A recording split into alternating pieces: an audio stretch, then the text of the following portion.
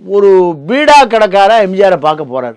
பீடா கடை நீங்கள் இந்த 5 வருஷம் ஒப்பந்தம் போட்டுக்குவார். ஆனால் இன்னொரு பக்கம் அவருடைய குணம் என்னன்னு கேட்குறாரு.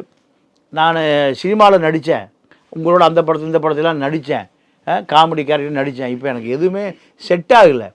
இப்போ நான் ஒரு பீடா கடை வச்சுருக்கேன். அங்கே போலீஸ்காரை விட மாட்டேங்கிறான். தேனாம்பாட்டை சிக்னலில் அந்த சிக்னல் வச்சா தான் பீடா கடை ஓடும்.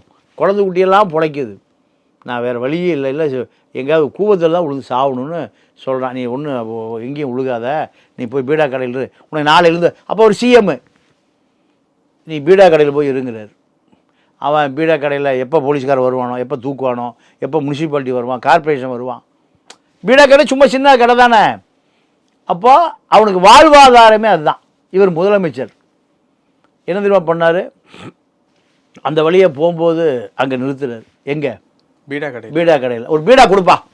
ரோட்டில் பீடா வாங்கி அவரே சாப்பிட்றாரு. நல்லா இருக்குப்பா பீடா. டிரைவருக்கு ஒன்று, அவரோட உதவியாளர், எல்லாத்துக்கும் 15 பீடா. இதை யார் பார்க்குறா? போலீஸ் எல்லாம் பார்க்குறான்.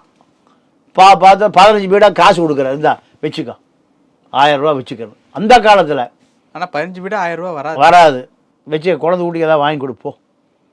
அப்போ என்ன பீடா என்ன ஒரு 5 ரூபா இருக்கும். 5 பீடா 75 ரூபாய்க்கு 1000 ரூபா கொடுக்குறாரு. 100 அவனுடைய சட நீ கொடுக்குறாரு. எல்லாம் பார்க்குறான்.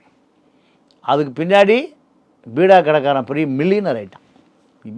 எம்ஜிஆர் பீடா கடைன்னு ஆகிப்போச்சு.